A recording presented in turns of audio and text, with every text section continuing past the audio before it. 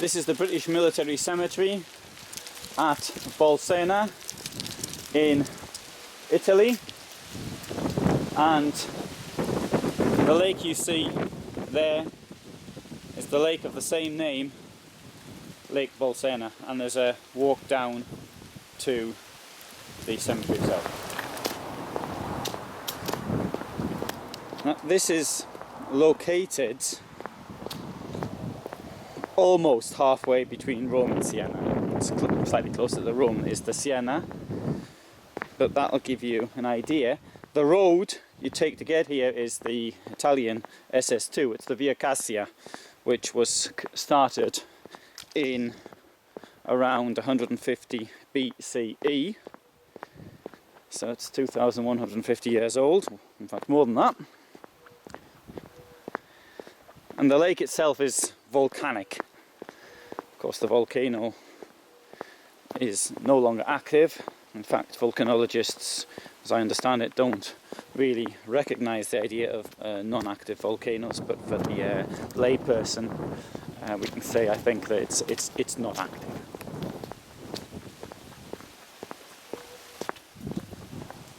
There's no magma chamber underneath it. That is known.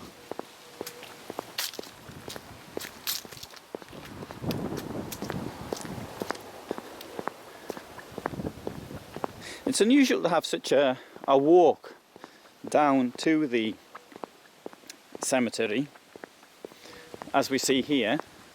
This cemetery, in fact, is one of not many in Italy, which is of this size. It's quite small.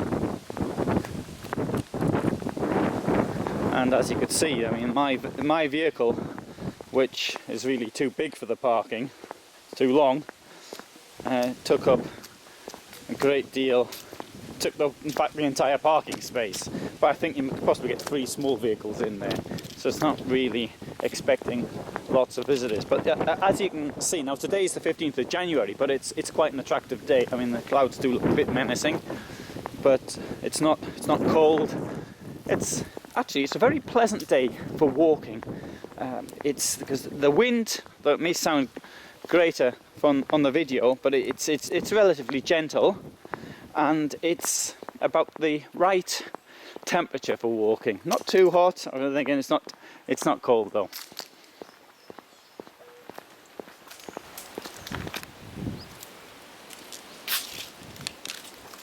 There are 600 Commonwealth graves here. That includes 10 which are unknown and 3 from other countries. So in total, I should say 587 Commonwealth plus 13 others.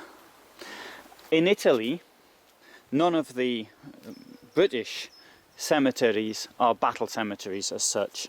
They are places where people were brought who had been killed in various battles, and they were put into one particular place. So not even the cemeteries in Cassino are just from, for example, the Cassino battles. Italy was an extremely difficult country to attack, particularly if you're attacking from the south and working your way north, because it's got this mountain backbone which runs the entire length of the country, and then it's got also the rivers which flow in both directions to the Adriatic and to the Tyrrhenian seas. So it is not an easy country to attack. It is, on the other hand, a relatively easy country to defend.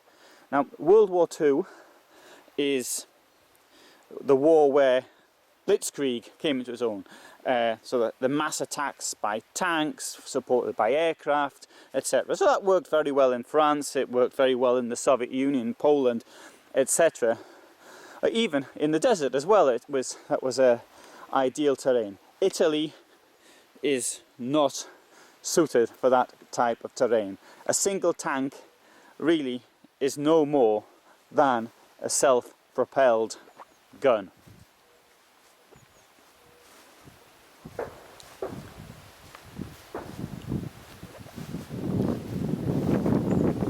So let's have a look at the dates on some of these graves. 17th of June 1944.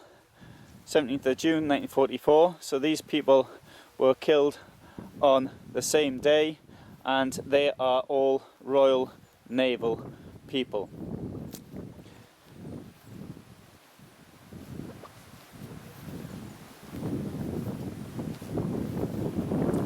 In fact, all of them are the same day, and they're all from the Navy.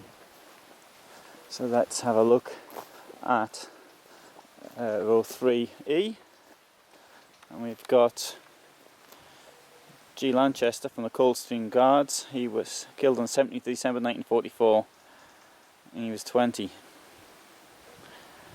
10th of September 44, 21. 18th of September 44. Gunner Thraxton from the Royal Artillery, 29 years old. He must have gone through the entire war, and he died only a few months before it actually ended.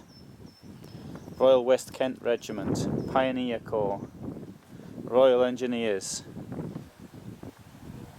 Corporal Barber from the Royal Signals was killed on 9th of September 1944, aged 33. Many of them are in their 20s. I haven't seen anybody older than 33 so far. So, of course, they are soldiers, so I mean, this is what one expects. There's Gunner Prickett's from the Royal Artillery, who's 38.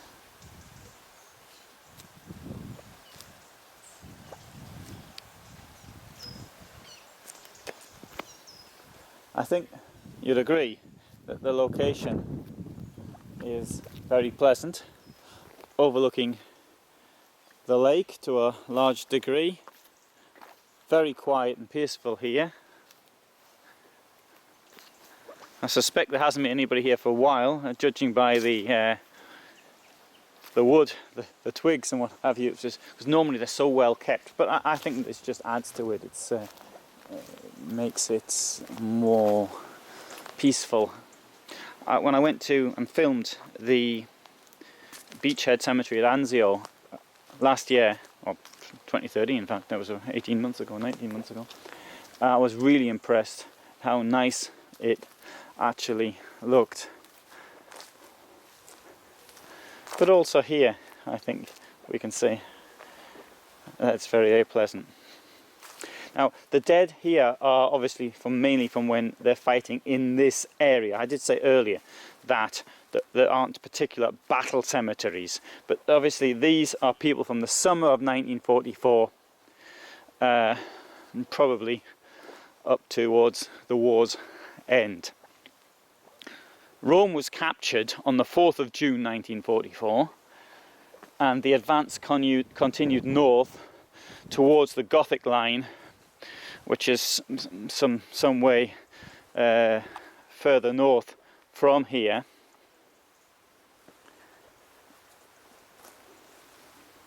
And that was where it stopped largely for the winter, and the Allies took the offensive again in the spring.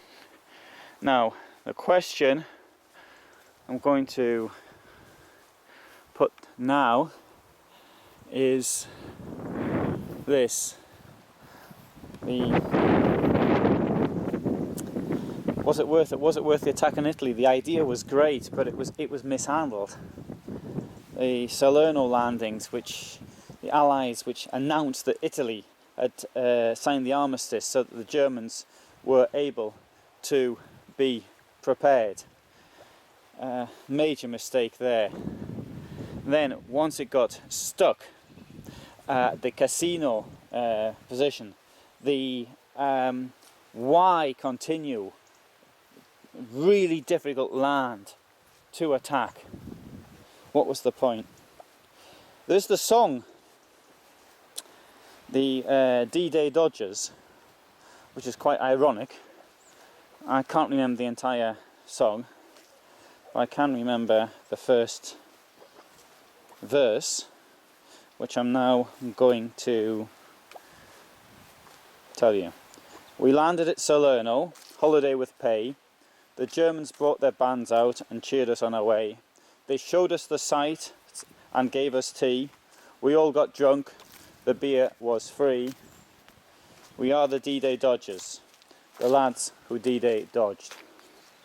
Now, Lady Astor did say that she never used the words D-Day Dodgers, but that was the impression that many who fought in Italy had.